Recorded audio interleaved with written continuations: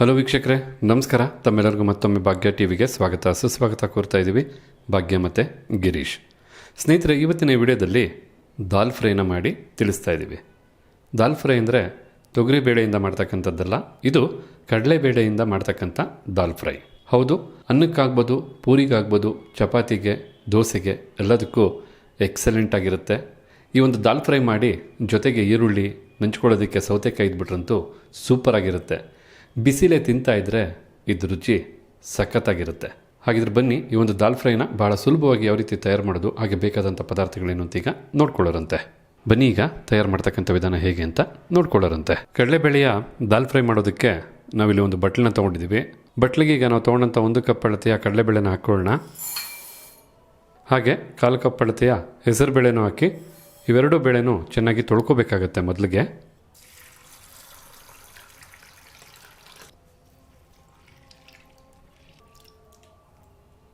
ಹೀಗಿಲ್ಲಿ ಕಡಲೆಬೇಳೆ ಮತ್ತು ಹೆಸರುಬೇಳೆನ 1 ರಿಂದ 2 ಬಾರಿ ನೀಟಾಗಿ ತೊಳೆದಾಯಿತು. ತೊಳೆದಂಥ ಬೇಳೆನ ಒಂದು ಕುಕ್ಕರ್ಗೆ ಹಾಕ್ಕೊಳ್ತಾ ಇದ್ದೀವಿ. ನಂತರ ಈ ರೀತಿ ಕಟ್ ಮಾಡಿದಂಥ ಒಂದು ಈರುಳ್ಳಿನ ಹಾಕಿ, ಜೊತೆಗೆ 2 ಟೊಮೊಟೊ ಹಣ್ಣು, ಹಾಗೆ ನಾವು ತೊಗೊಂಡಂಥ 8 ರಿಂದ 10 ಹಸಿಮೆಣಸಿನ್ಕಾಯಿನ ಮಧ್ಯಕ್ಕೆ ಕಟ್ ಮಾಡಿ ಹಾಕ್ತಾಯಿದ್ದೀವಿ. ಅಂದರೆ ಮೆಣಸಿನ್ಕಾಯಿನ ಈ ರೀತಿ ಮಧ್ಯಕ್ಕೆ ಸೀಳ್ಕೋಬೇಕು, ಆಗಲೇ ಈ ಒಂದು ದಾಲ್ ಫ್ರೈ ಖಾರವಾಗಿ ತುಂಬ ರುಚಿಕರವಾಗಿರ್ತಕ್ಕಂಥದ್ದು. ಇನ್ನು ಒಂದು ಪಲಾವ್ ಎಲೆ, 4 ಲವಂಗ, ಒಂದೇ ಕಪ್ಪು ಏಲಕ್ಕಿ, 1 ಗಡ್ಡೆ ಬೆಳ್ಳುಳ್ಳಿ ತೊಗೊಂಡು ಅದರಲ್ಲಿ ಅರ್ಧ ಗಡ್ಡೆಯಷ್ಟು ಚಿಕ್ಕದಾಗಿ ಕಟ್ ಮಾಡಿ ಇಟ್ಕೊಂಡಿದ್ದೀವಿ. ಇನ್ನು ಉಳಿದಂಥ ಅರ್ಧ ಗಡ್ಡೆ ಬೆಳ್ಳುಳ್ಳಿನ ಕುಕ್ಕರ್ಗೆ ಹಾಕ್ಕೊಳ್ತಾ ಇದ್ದೀವಿ. ಜೊತೆಗೆ ಸ್ವಲ್ಪ ಅರಿಶಿಣದ ಪುಡಿನೂ ಸಹ ಹಾಕಿ, ನಂತರ ಈಗ 3 ಕಪ್ಪಷ್ಟು ನೀರನ್ನು ಹಾಕ್ಕೋಬೇಕಾಗತ್ತೆ. ಸರಿಸುಮಾರು 750 ml ನಷ್ಟು.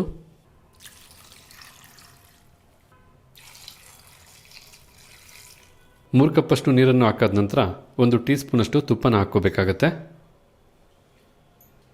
ತುಪ್ಪ ಹಾಕೋದ್ರಿಂದ ಬೇಳೆ ಬಹಳ ಚೆನ್ನಾಗಿ ಬೇಯುತ್ತೆ. ತುಪ್ಪನೂ ಹಾಕಾದ ನಂತರ ಕುಕ್ಕರ್ ಲಿಡ್ಡನ್ನು ಕ್ಲೋಸ್ ಮಾಡಿ ಸರಿಸುಮಾರು ಏನಿಲ್ಲ ಅಂದರೂ 5 ರಿಂದ 6 ವಿಸಲ್ಲು ಕೂಗಿಸ್ಕೋಬೇಕಾಗತ್ತೆ. ಕಡಲೆಬೇಳೆ ಚೆನ್ನಾಗಿ ಬೇಯಬೇಕು.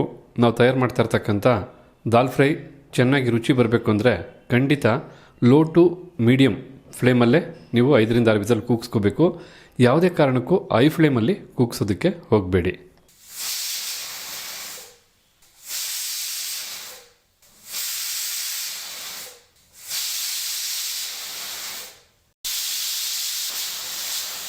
ಓಕೆ ವೀಕ್ಷಕರೇ, ಈಗ ಕುಕ್ಕರು ಒಟ್ಟಾರೆಯಾಗಿ 6 ವಿಸಲ್ ಬಂದಾಯಿತು. ಮೊದಲನೇ ವಿಸಲ್ ಬರೋದಕ್ಕೆ ತುಂಬ ಸಮಯ ತಗೊಳುತ್ತೆ, ಯಾಕೆಂದರೆ ಲೋ ಮತ್ತು ಮೀಡಿಯಮ್ ಫ್ಲೇಮ್ ಮಧ್ಯೆ ನಾವು ಕುಕ್ಕರ್ನ ಕೂಗಿಸ್ಕೊಳ್ಳೋದ್ರಿಂದ. ಅಂದರೆ ಏನಪ್ಪ ಇಷ್ಟೊತ್ತಾರು ವಿಸಲ್ ಬಂದಿಲ್ಲ ಅಂತ ಏನು ವರಿ ಮಾಡಬೇಡಿ, ವಿಸಲ್ ಬರೋದಕ್ಕೆ ಖಂಡಿತ ಟೈಮ್ ತೊಗೊಳುತ್ತೆ. ಒಮ್ಮೆ ವಿಸಲ್ ಬಂದರೆ ಕಂಟಿನ್ಯೂಸ್ ಆಗಿ ಬ್ಯಾಕ್ ಟು ಬ್ಯಾಕ್ ವಿಸಲ್ ಬಂದುಬಿಡುತ್ತೆ 6. ಈಗ ಫ್ಲೇಮನ್ನು ಆಫ್ ಮಾಡ್ಕೊಂಡಿದ್ದೀವಿ. ಕುಕ್ಕರ್ ಕಂಪ್ಲೀಟಾಗಿ ತಣ್ಣಗಾದ ನಂತರ ಏನು ಮಾಡಬೇಕು ಅಂತ ನೋಡ್ಕೊಳ್ಳೋರಂತೆ. 6 ವಿಸಲ್ ಕೂಗ್ಸಾದ ನಂತರ ಕುಕ್ಕರು ಕಂಪ್ಲೀಟಾಗಿ ತಣ್ಣಗಾಗಿದೆ.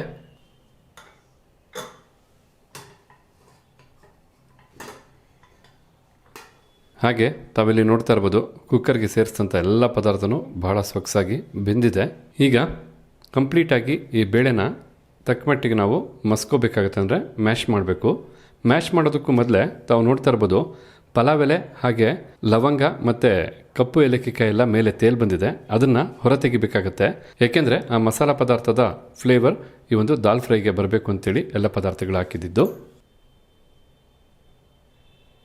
ಜೊತೆಗೆ ಬೆಂದಂಥ ಟೊಮೊಟೊ ಹಣ್ಣು ನೀಟಾಗಿ ಒಂದು ಕಡೆ ಸೇರಿದೆ.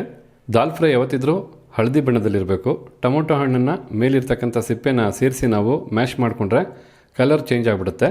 ಅದಕ್ಕೋಸ್ಕರ ನಾವು ಟೊಮೊಟೊ ಹಣ್ಣಿನ ಮೇಲಿರ್ತಕ್ಕಂಥ ಸಿಪ್ಪೆನ ಈ ರೀತಿ ತೆಗಿಬೇಕಾಗತ್ತೆ. ಬಹಳ ಸುಲಭವಾಗಿ ತೆಗಿಬೋದು.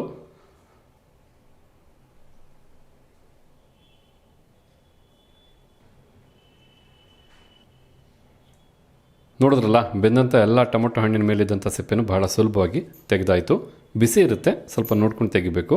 ಈಗ ಸಿಂಪಲ್ಲಾಗಿ ಲೈಟಾಗಿ ಇದನ್ನೆಲ್ಲ ಮ್ಯಾಶ್ ಮಾಡ್ಕೋಬೇಕಂದ್ರೆ ಮಸ್ಕೋಬೇಕು. ತೀರಾ ನುಣ್ಣಿಗೆ ಮಾಡ್ಕೊಳಕ್ಕೆ ಹೋಗ್ಬಿಡಿ. ಹೆಸರುಬೇಳೆ ಒಂದು ಮ್ಯಾಶ್ ಆದರೆ ಸಾಕು. ಕಡಲೆಬೇಳೆ ಸ್ವಲ್ಪ ಹಾಗೆ ಬಾಯಿಗೆ ಸಿಕ್ಕಂಗಿದ್ರೆ ಚೆನ್ನಾಗಿರುತ್ತೆ. ನಿಮಗೆ ಬೇಕಿದ್ರೆ ನಿಮ್ಗೆ ಯಾವುದಕ್ಕೆ ಬೇಕೋ ಅದಕ್ಕೆ ಮಸ್ಕೊಂಡ್ರೂ ಸಾಕಾಗುತ್ತೆ. ನಾವಿಲ್ಲಿ ಸ್ವಲ್ಪ ಅರ್ಧಂಬರ್ಧನೇ ಮ್ಯಾಶ್ ಮಾಡ್ಕೊಂಡಿದ್ದೀವಿ. ಈಗಿಲ್ಲಿ ನಾವು ಬೇಳೆ ಅಂದರೆ ಹೆಸರುಬೇಳೆ ಮತ್ತು ಕಡಲೆಬೇಳೆನ ಈ ಒಂದು ಅದಕ್ಕೆ ಮ್ಯಾಶ್ ಮಾಡಾಯಿತು. ಈ ಒಂದು ಸಂದರ್ಭದಲ್ಲಿ ರುಚಿಗೆ ತಕ್ಕಷ್ಟು ಉಪ್ಪನ್ನು ಹಾಕಿ ಉಪ್ಪು ಬೆರೆಯೋ ಹಾಗೆ ಒಮ್ಮೆ ಮಿಕ್ಸ್ ಮಾಡ್ಕೋಬೇಕು. ಈ ಸಮಯದಲ್ಲಿ ಬೇಕಿದ್ರೆ ನೀವೇನಾದ್ರು ದಾಲ್ ಫ್ರೈಗೆ ಸ್ವಲ್ಪ ಎಕ್ಸ್ಟ್ರಾ ನೀರು ಹಾಕಬೇಕು ಅಂತ ನಿಮ್ಗೆ ಅನಿಸಿದ್ರೆ ಖಂಡಿತ ಸೇರಿಸಿ ಕುದಿಸ್ಕೋಬೇಕಾಗತ್ತೆ. ಯಾಕೆಂದರೆ ಇವಾಗ ನಾವು ಉಪ್ಪು ಹಾಕಿರೋದ್ರಿಂದ ಒಂದು 5 ನಿಮಿಷಗಳ ಕಾಲ ಕುದಿಸ್ಕೊಳ್ತೀವಿ. ಇದನ್ನು ಮೀಡಿಯಂ ಫ್ಲೇಮಲ್ಲೇ 5 ನಿಮಿಷ ಕುದಿಸ್ಕೊಂಡ್ರೆ ಸಾಕಾಗುತ್ತೆ. ಚೆನ್ನಾಗಿ ಕುದ್ದಾದ ನಂತರ ಇದಕ್ಕೆ ಬೇಕಾದಂಥ ಒಗ್ಗರಣೆ ಕೊಟ್ಬಿಟ್ರೆ ಸೂಪರಾಗಿ ದಾಲ್ ಫ್ರೈ ಸಿದ್ಧ ಆಗಿಬಿಡುತ್ತೆ. ಹೀಗಿಲ್ಲಿ ಒಂದು 5 ನಿಮಿಷಗಳ ಕಾಲ ಚೆನ್ನಾಗಿ ದಾಲ್ ಫ್ರೈನ ಕುದಿಸಾಯಿತು. ಒಮ್ಮೆ ಮಿಕ್ಸ್ ಮಾಡ್ಕೋಬೇಕಾಗತ್ತೆ. ಏಕೆಂದರೆ ಈ ರೀತಿ ಕುದಿಸ್ಬೇಕಾದ್ರೆ ಸ್ವಲ್ಪ ಗಟ್ಟಿ ಆಗುತ್ತೆ. ಆದ ಕಾರಣ ನೀವು ನೋಡಿಕೊಂಡು ಮೊದಲೇ ನೀರನ್ನು ಹಾಕ್ಕೋಬೇಕಾಗತ್ತೆ. ನಮಗೇನು ನೀರಿನ ಅವಶ್ಯಕತೆ ಇಲ್ಲ. ನಾವಿಲ್ಲಿ ದಾಲ್ ಫ್ರೈನ ಸ್ವಲ್ಪ ಗಟ್ಟಿಯಾಗಿ ಮಾಡ್ಕೊಳ್ತಾ ಇರೋದ್ರಿಂದ ನಾವೇನು ಹೆಚ್ಚು ನೀರು ಸೇರಿಸಿಲ್ಲ. ದಾಲ್ ಫ್ರೈನೂ ರೆಡಿ ಆಯಿತು. ಈಗ ಇದಕ್ಕೆ ಬೇಕಾದಂಥ ಒಗ್ಗರಣೆ ಅಂದರೆ ತಡಕ ಕೊಟ್ಟರೆ ಸೂಪರಾಗಿ ಸಿದ್ಧವಾಗಿಬಿಡುತ್ತೆ. ತಡಕ ಅಥವಾ ಒಗ್ಗರಣೆ ಸಿದ್ಧ ಮಾಡೋದಕ್ಕೋಸ್ಕರ ಇಲ್ಲೊಂದು ಚಿಕ್ಕ ಕಡಾಯಿನ ಬಿಸಿ ಮಾಡ್ಕೊಂಡಿದ್ದೀವಿ. ಬಿಸಿಯಾದಂಥ ಕಡಾಯಿಗೆ 1 ಟೇಬಲ್ ಸ್ಪೂನಷ್ಟು ತುಪ್ಪನ ಹಾಕ್ಕೊಳ್ಳೋಣ. ತುಪ್ಪ ಬಿಸಿಯಾಗಿ ಕರಗಬೇಕು. ತುಪ್ಪನೂ ಕರಗಾದ ನಂತರ ಸ್ವಲ್ಪ ಜೀರಿಗೆನ ಹಾಕ್ಕೋಬೇಕಾಗತ್ತೆ. ಹಾಗೆ ಚಿಟಿಕೆಯಷ್ಟು ಅಥವಾ ಸ್ವಲ್ಪ ಇಂಗಿನ ಪುಡಿ ಮತ್ತು ನಾವು ತೊಗೊಂಡಂಥ 1 ಗಡ್ಡೆ ಬೆಳ್ಳುಳ್ಳಿನಲ್ಲಿ ಆಗಲೇ ಕುಕ್ಕರ್ಗೆ ಅರ್ಧ ಗಡ್ಡೆ ಬೆಳ್ಳುಳ್ಳಿ, ಸಿಪ್ಪೆ ತೆಗೆದಂಥ ಬೆಳ್ಳುಳ್ಳಿ ಹಾಗೆ ಹಾಕಿದ್ವಿ. ಉಳಿದಂಥ ಅರ್ಧ ಗಡ್ಡೆ ಬೆಳ್ಳುಳ್ಳಿನ ಈ ರೀತಿ ಚಿಕ್ಕದಾಗಿ ಕಟ್ ಮಾಡಿ ಒಗ್ಗರಣೆಗೆ ಬಳಸ್ತಾ ಇದ್ದೀವಿ. ಇನ್ನು 2 ಖಾರದ ಮೆಣಸಿನಕಾಯಿನ ಹಾಕಿ ಜೊತೆಗೆ ಸ್ವಲ್ಪ ಕಸೂರಿ ಮೇಥಿ ಹಾಗೆ 1 ಟೀ ಸ್ಪೂನಷ್ಟು ಹಚ್ಚ ಖಾರದ ಪುಡಿನ ಹಾಕಿ ಒಂದು 30 ಸೆಕೆಂಡು ಇದನ್ನೆಲ್ಲ ಈ ರೀತಿ ಬೆರೆಸಿ ಬಿಸಿ ಮಾಡಿಕೊಂಡ್ರೆ ಸಾಕಾಗುತ್ತೆ. ಲೋ ಫ್ಲೇಮಲ್ಲೇ ಈ ಒಗ್ಗರಣೆನ ಸಿದ್ಧ ಮಾಡ್ಕೊಳ್ಳಿ. ಈಗ ಇಲ್ಲಿ ಒಗ್ಗರಣೆ ಸಿದ್ಧ ಆಯಿತು. ಫ್ಲೇಮನ್ನು ಆಫ್ ಮಾಡ್ಕೊಳ್ಳೋಣ. ಸಿದ್ಧವಾದಂಥ ಒಗ್ಗರಣೆನ ದಾಲ್ ಫ್ರೈಗೆ ಹಾಕ್ಕೊಳ್ಳೋಣ. ಈ ರೀತಿ ಒಗ್ಗರಣೆಯನ್ನು ಸೇರಿಸಾದ ನಂತರ ಮೇಲೆ ಸ್ವಲ್ಪ ಕೊತ್ತಂಬರಿ ಸೊಪ್ಪನ್ನು ಹಾಕ್ಕೋಬೇಕಾಗತ್ತೆ.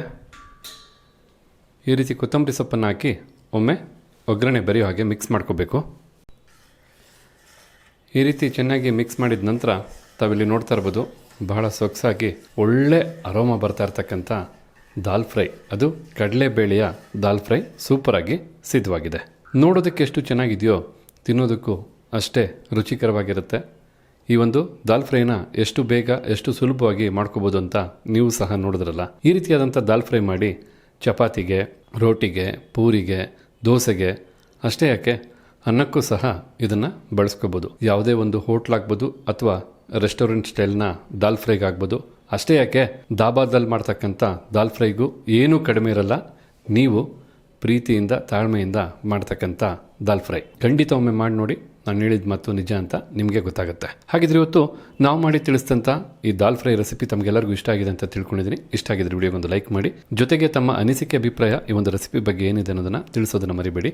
ಎಲ್ಲದಕ್ಕಿಂತ ಹೆಚ್ಚಾಗಿ ಈ ವಿಡಿಯೋನ ಮತ್ತೊಬ್ಬರಿಗೂ ಹೆಲ್ಪ್ ಆಗೋ ಹಾಗೆ ಶೇರ್ ಮಾಡಿ ಅಂತ ಹೇಳ್ತಾ ತಮಗೆಲ್ಲರಿಗೂ ಧನ್ಯವಾದನ ತಿಳಿಸ್ತಾ ಇದ್ದೀವಿ. ಭಾಗ್ಯ ಮತ್ತು ಗಿರೀಶ್. ಮತ್ತೊಂದು ಹೊಸ ವಿಡಿಯೋದಲ್ಲಿ ಹೊಸ ರೆಸಿಪಿ ಜೊತೆ ತಮ್ಮನ್ನ ಭೇಟಿ ಮಾಡ್ತೀವಿ. ಅಲ್ಲಿವರೆಗೂ ನಮಸ್ಕಾರ ವೀಕ್ಷಕರೇ.